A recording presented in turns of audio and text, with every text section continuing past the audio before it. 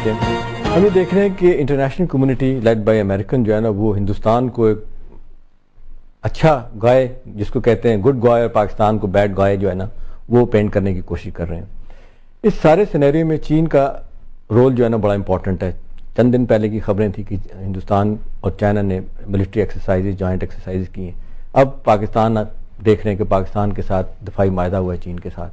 آپ ہمارے تعلقات کو چین کی طرف سے کیسے دیکھ رہے ہیں؟ کچھ لوگوں کا خیال ہے کہ ایسے وقت میں جو پاکستان کے اچھے دوست ہیں چین اور ایران اس کی طرف جانا چاہیے, رجوع کرنا چاہیے, بات چیت کو لے کے جانا چاہیے آگے اور اپنے آپشن ان سے ڈسکس کرنے چاہیے. آپ سمجھتے ہیں کہ وقت آ گیا کہ اس طرف جانا چاہیے ہمیں؟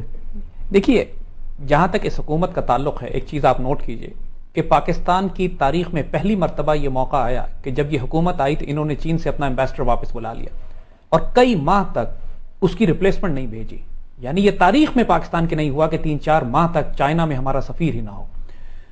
اور چائنا کے ساتھ اس قدر تعلقات کو خراب کرنے کی ڈیلیبریٹلی کوشش کی جا رہی ہے کہ پریکٹیکلی چائنا کی ملٹری کی ہماری ملٹری سے تعلقات تو بہت اچھے ہیں. جیسے کل بھی ہمارے چیئرمین جوائنٹ چیف وہاں پہ جا کے ایک نیوکلیر اور ایک مختلف ڈیفنس پروجیکٹس کے اوپر ہم نے سائن کیا ہے ان کے ساتھ جا کے.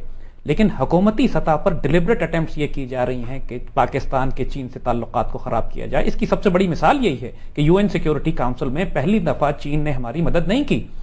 چین کہا نہیں گیا انہیں, یا تو ان سے کہا نہیں گیا یا چین کو منع کر دیا گیا کہ آپ نے اس میں ویٹو نہیں کرنا ہے, کیونکہ پہلے بھی انڈیا 3 دفعہ یو این سیکیورٹی کاؤنسل میں جا چکا ہے. چین نے ہر دفعہ ہم نے ریکویسٹ کی اور اس نے ویٹو کیا ہے, اور ویٹو کرنے والے ملک کو کوئی اپنی جواب دہی کوئی صفائی نہیں دینی پڑتی, بس ویٹو کر دیا اور ختم ہو گئی.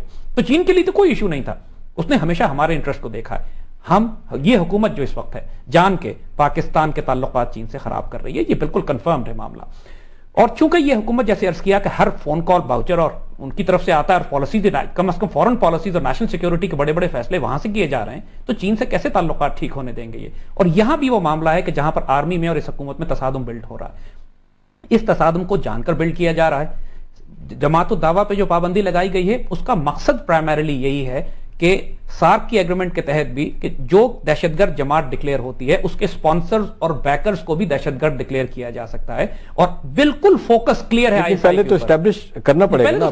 لیکن یہاں پہ دیکھیے جنگل کا قانون چل رہا ہے, کیونکہ جو یہ کہتے ہیں کہ صاحب ثبوت دیے, ہماری حکومت کہہ رہی ہے کہ یو این نے کسی ثبوت کی بنیاد پر ان لوگوں کو دہشت گرد ڈکلیئر کیا ہے, اور جن افراد کو دہشت گرد ڈکلیئر کیا ہے اس میں سے ایک صاحب 6 سال پہلے انتقال کر چکے ہیں. تو اسی سے اندازہ کیجئے کہ کس قدر احمقانہ ثبوت ہوں گے. ثبوت ہی نہیں ہے, یہ تو جنگل کا راج ہے یہاں پہ اس وقت. سو پرائمریلی اس وقت انڈین انٹرسٹ بالکل کامن ہے. انڈینز کو امریکنز کا صرف نیوکلیر کوآپریشن نہیں ہے, اس کے علاوہ بھی کچھ سٹیجز ان کے ریلیشن شپ بڑھ گئے ہیں جو ہم یہاں پہ ڈسکس کرنا چاہیں گے. افغانستان میں جو کمبیٹ آپریشنز کر رہے ہیں جو ٹروپس, وہ امریکن ہیں, برٹش ہیں اور کینیڈینز ہیں, اور ان کی کیجولٹیز ہو رہی ہیں. یہ بری طرح مجھے یاد ہے کہ اب یہ خبریں جو آ رہی ہیں تھنک ٹینک انڈین بتا رہے ہیں کہ انڈیا نے آفر کیا کہ 1.5 لاکھ ہم اپنی فوج افغانستان بھیجنے کے لیے تیار ہیں. اسی کی طرف آ رہا ہوں. ہو یہ رہا ہے کہ امریکنز کو ٹروپس کی ضرورت ہے افغانستان میں, اور انڈینز نے آفر کیا ہے کہ اگر آپ پاکستان کو نیل ڈاؤن کرنے کے لیے, پاکستان کو گھیر کے نقصان پہنچانے کے لیے آپ ہمارے ساتھ راضی ہیں تو ہم افغانستان میں آپ کو ایگزٹ اسٹریٹجی دیں گے, افغانستان میں ہم ٹروپس بھیجیں گے. ایک تو اس سے امریکن, برٹش اور کینیڈین ٹروپس کی کیجولٹیز کم ہو جائیں گی.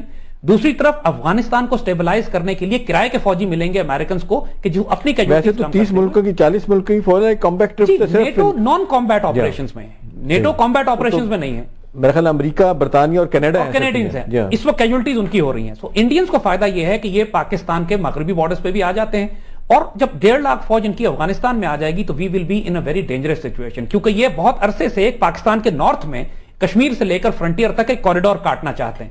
اور یہاں پہ بھی ابھی اگر یہ لوکل ایک ہائی انٹینسٹی وار بھی کریں گے جو یہ کرنا چاہتے ہیں, کیونکہ انہوں نے ڈرونز کی پینیٹریشن کی ہے کشمیر سیکٹر پہ اور سیالکوٹ پہ, اور جو پلینز ان کے آئے تھے وہ جماعت الدعوہ کے کیمپس پہ حملہ کرنے کے لیے کشمیر میں اور مریدکے پہ, لاہور کے پاس جو مریدکے کا سینٹر ہے, یہ ایکسپیکٹ نہیں کر رہے تھے کہ پاک فضائیہ تیار ہوگی, مگر وہ آئے تھے fighting petrol, they were loaded, they came to bomb. لیکن جو نیٹو ہے ہمارے مغربی بارڈر پہ آپ دیکھیں گے پہلی مرتبہ کل نیٹو نے چمن کے اوپر سے فلائی کیا ہے. یہ ہمارے ریڈارز چیک کر رہے ہیں, وہ فلائی کر کے یہ دیکھ رہے ہیں کہ ہماری ریڈار کوریج کہاں کہاں ہے, ہمارے ریڈار زونز کہاں ہیں, ایئر ڈیفنس سسٹمز کہاں پہ لگے ہوئے ہیں, ہم میسائل لاک کرتے ہیں ان کے اوپر یا میسائل لاک نہیں کرتے, کیونکہ جب بھی کوئی surface to air missile lock کرتا ہے جہاز کو خبر ہو جاتی ہے کہ ایک میسائل مجھ پہ لاک کر گیا. سو تیاری ہو رہی ہے. اوباما کے آنے کے بعد ایک نئی ایکسپیڈیشن ہوگی جو 2 پرونگ سے ہم کو یہ ملٹریلی دبائیں گے, اور اس کے لیے ہم کو جیسے عرض کیا کہ ہم کو پہلا امپورٹنٹ ایلیمنٹ یہ ہے کہ قوم، سیاستدان، میڈیا، پارلیمنٹ، حکومت، فوج ایک ہوں اور اپنے دوستوں کے پاس جائیں. دوستوں کے پاس جائیں. لیکن صاحب آپ کے سفارتکاری کا بڑا وسیع تجربہ ہے، آپ فارن آفس میں بہت عرصہ رہے ہیں، بڑے ایشوز کو بڑے ماہرانہ طریقے سے ڈیل کرتے رہے. چائنا کے حوالے سے آپ کی ایکسپرٹیز رہی ہے، یہ کیا فینومینا ہے کہ چائنا ہم سے کیوں دور ہو رہا ہے؟